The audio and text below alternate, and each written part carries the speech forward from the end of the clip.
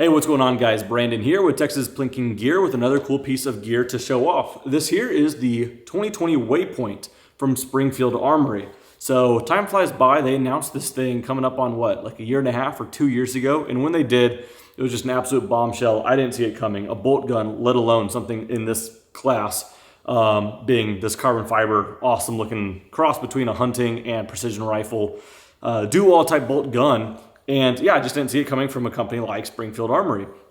Now, I've had in the past as well, and still do have it, my Weatherby Carbon Mark 5, Carbon Mark Elite in 6.5 Creedmoor, as this also is in 6.5 Creedmoor. But when they came out with this, it cost just about half the price of that, but it was super comparable. In fact, there's a couple little highlights I like more on this.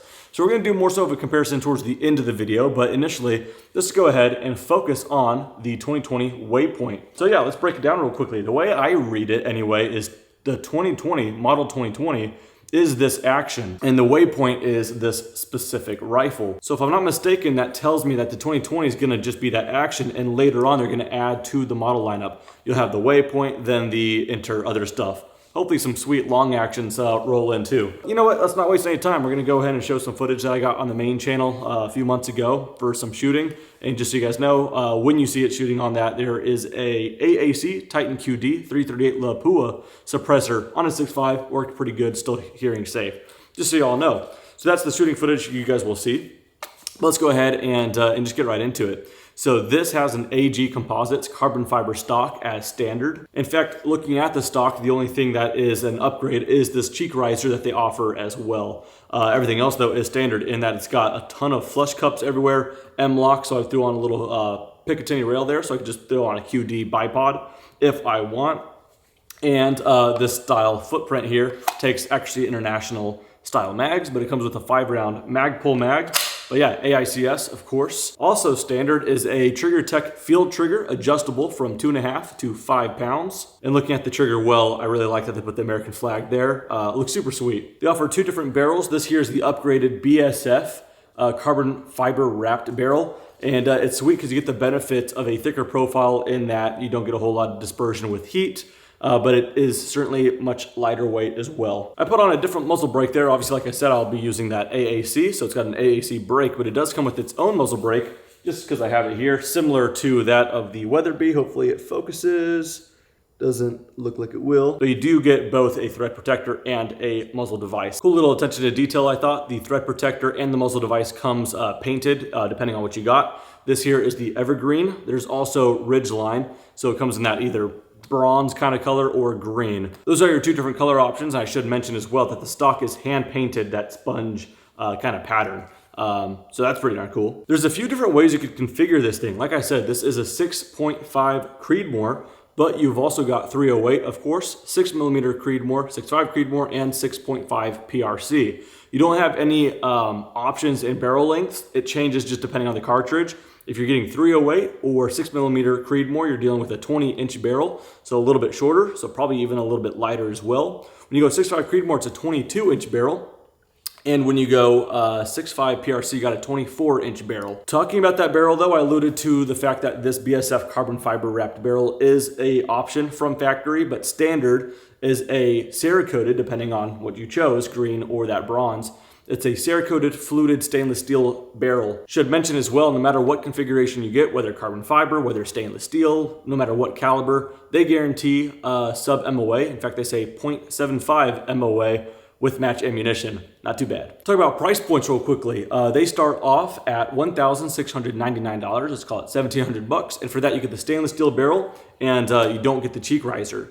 Another $125 gets you that cheek riser. But if you don't want the cheek riser and you want the carbon fiber barrel, you're up to $2,275. And then once you go carbon fiber barrel with the cheek riser, you are at $2,399. Don't mind as I look down to check my notes. That was the last of the notes. We'll just kind of go call an audible here for the rest. I'm gonna go ahead and confidently go out and say though, whether you get the $1,700 model or the $2,400 model, all of them in between, they are a bargain. And I'm confidently gonna call a $2,400 rifle a bargain because you just can't build it for that price. Between all the features it's got, you just can't do it, especially from a reputable company like Springfield Armory with warranties, and they got sub 3/4 MOA guarantees. For $2,400, guys, I know that's not a small amount of money, not trying to make it sound like that, but it certainly is not in that custom world and price point. I mean, there are rifles that will go out, there are barreled actions that cost, well over what this complete rifle is. So I'm blown away with it. I'm so glad that Springfield Armory makes it. I'm excited to see what else is in store for the 2020 action, but this being the first one, as it's the Waypoint, I think it's so cool. This here is the Vortex LHT 4.5 222 by 50. This one's now on the first focal plane, which is awesome. Illuminated, awesome reticle, first focal plane, all of that, and it weighs not much. I forgot the analytical specs and all that stuff. It just doesn't weigh much. I put on these Night Force ultralight rings as well. The whole thing is amazingly light.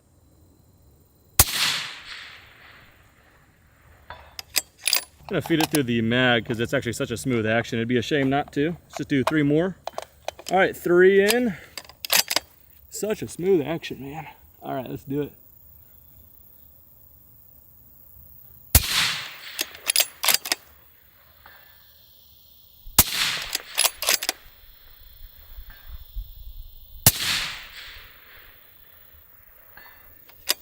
Well, yeah, that's pretty damn accurate.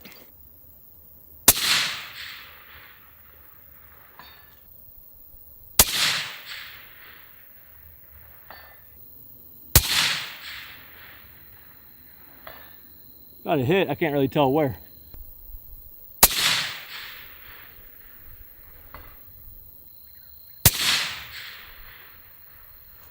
I wish I had a little bit more demo on that. So trying to find footage, I realized I've only ever taken this thing out twice, and I've loved both occasions with it. So that's on me. I gotta find some more 6.5 Creedmoor and get this thing out and have some more fun with it because I just love it. As light as it is, the recoil impulse is awesome, especially when I throw the Atlas here. The suppressor might help with that as well. Now, I'm not trying to knock on Weatherby here because I love this gun, and no one's ever gonna buy this for me and pry it out of my hands.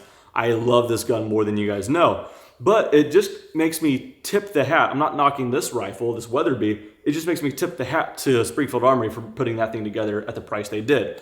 But this right here is a custom shop version. As I don't know if you guys are gonna be able to read through the bottom plate here, but it's a custom shop, and Weatherby on the website has a configurator where I was able to make the rifle the way I want it.